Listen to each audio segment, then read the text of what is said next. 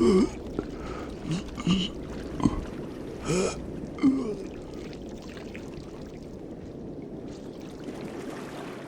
to ADSR. I'm Stephen Ellestad. Make sure you subscribe to the ADSR YouTube channel and follow on social media. So for Halloween 2016, we've been taking a look at some kind of horror and cinematic sound design and layering. And I've been using a horror short that I'm working on called Circle of Friends, produced by Brandon Champ Robinson and Imagination Upgraded. And it'll actually be releasing on the Imagination Upgraded YouTube channel in 360 VR on Halloween. So be sure to check that out as well. For the final tutorial, I wanted to take a look at the very closing scene of the video. The demon has taken over all the bodies of everybody and is multiplied across the room and lets loose this big demonic scream and this huge kind of insane laughter at the same time. So I wanted to take a look at what we have there and how I built the layering and the routing. So this is what we end up having.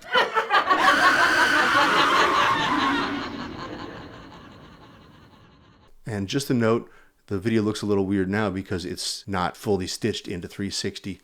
Once it is in 360, you'll be able to scan around, whether it's with your browser or with your smartphone, and kind of experience it in full 3 dimensions. So if you're wondering why it's got that weird aspect in the video, that's why. I also haven't actually done the full surround mixing. That's a whole separate process, and I might look at that in some future tutorials. But for right now, I'm just building up a basic stereo effects using a re-recording mix of different stems. I've only got the dialogue and effects stems open right now. I've got some of my demon voices, which I looked at in a previous tutorial, building a layered demonic voice. And that all returns into here, which feeds my DX stem. And so all the actual scream elements are right here. I've got a regular scream, and then I've duplicated the scream. I actually stretched it out a little bit with Pro Tools Elastic Audio, just to add a little bit of artifacts and kind of interesting granularity.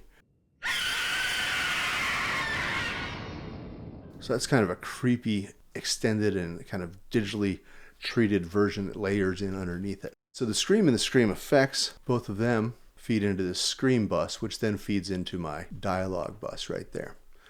The laughter, I have 2 laughs, and I did the same thing. I duplicated the track. Again, it sends into that demonic voice to get some of the benefit of the actual characterization we built before. And then I have a laugh effects as well. And let's listen to the laughs. And so what we have there is the actress laughing a second time, and then I've layered in a demonic laugh as well. We'll kill everything but the demonic laughter, which is just a man laughing, then pitched down quite a bit and manipulated. Underneath the first laughter, I have a crazy modulated, repitched version that also feeds into some delay. And then I have, on this one, kind of a different type of spatial effect and a different delay element. And so I'll look at both of those in just a minute. When we come back over to our routing, we can see that laugh and laugh effects both feed into laugh 1, and laugh 2 and laugh 2 effects feed into laugh 2.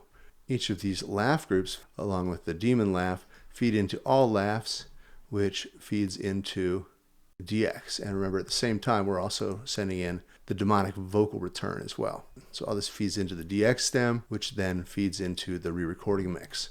So let's take a look at this. I'm not going to really dive into the demonic voice because we covered that in another tutorial. But let's look at what we did on the original scream. I used the Soundtoys little micro shift just to add a tiny bit of spatialization and also to convert the mono track into a stereo track without having to do any additional routing. And I do that quite often when I want to just broaden something up without a big processor hit. The little micro shift's a great tool for that.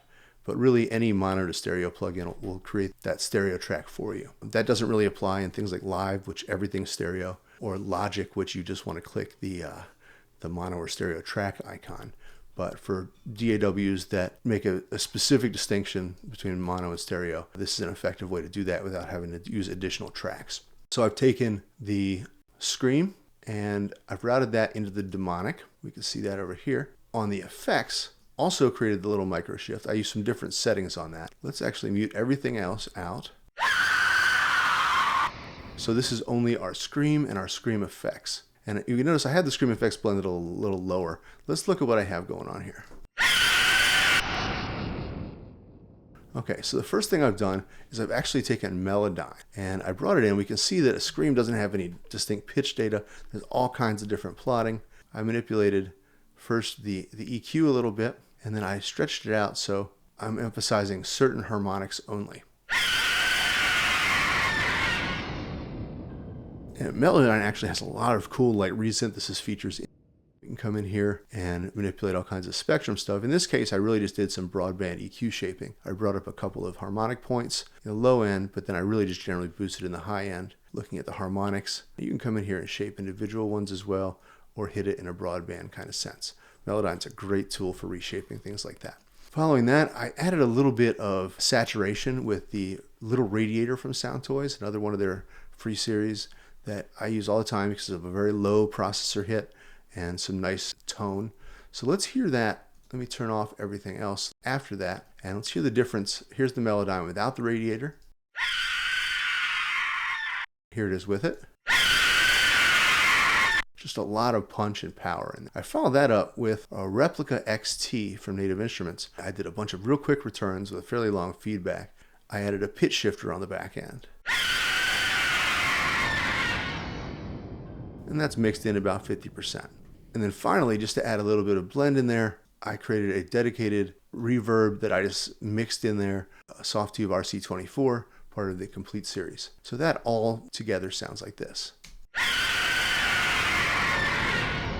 Pretty cool. When I blend that with the regular Scream, and I can control it over here with this group fader. Kind of see how we get that. So on a really large mix, I'll probably use VCAs instead, but when you just have a couple of summing elements, it's totally fine to just use the mix group as the gain control. In our laughs, we have Laugh 1 with Laugh Effects, Laugh 2 with Laugh Effects. Each of them has their own group, plus the Demon Laugh. They all feed into this group here. On Laugh Effects, so that's layered with the Demon Laugh, and I kind of built those together. But let's look at it without the Demon Laugh in there. We have, again, our micro shift, turn mono into stereo. And then I'm using the Replica XT. I'm using the micro pitcher and a kind of a low level of mix and a medium feedback. And that feeds into Melodyne again. But here I went into the synth and I actually manipulated the spectrum, the formants, and the amplitude. And if I kill the Replica, you'll hear the Melodyne effects a little more easily. By building this ramp, the character changes over the sound, and at the same time, I can easily just layer it in with everything. Because it's mixed a little lower, and the main laugh is panned fully, whereas this is panned appropriate to the picture. Because this character is to the side, I wanted to make sure that we had that dimensionality on the demonic voice, but everything else was still across the full spectrum. When we come over here and look at Laugh 2, the original laughter, again, just did the micro shift trick. Everyone's a slightly different setting, but really just turning mono into stereo and adding a little bit of spatial dimension. It's coming out to full stereo field. Let's hear them together. And let's hear the effects by themselves. So this was a little simpler. I just used the Replica XT. On the modern setting, I just timed it out to find something that worked effectively with it. Everything ends up blending in together, giving us this big multi-layered sound design element, which then can be tweaked and remixed as necessary in the final re-recording mix for both stereo and 360 sound. So I hope you enjoyed the tutorial and looking at some of the cinematic horror sound design effects from Circle of Friends. I'm Stephen Ellestad for ADSR. Thanks for checking this out. Make sure you subscribe to the ADSR YouTube channel, and don't forget to check out the Imagination Upgraded YouTube channel on Monday, where Circle of Friends will premiere in 360 VR. Have a great day.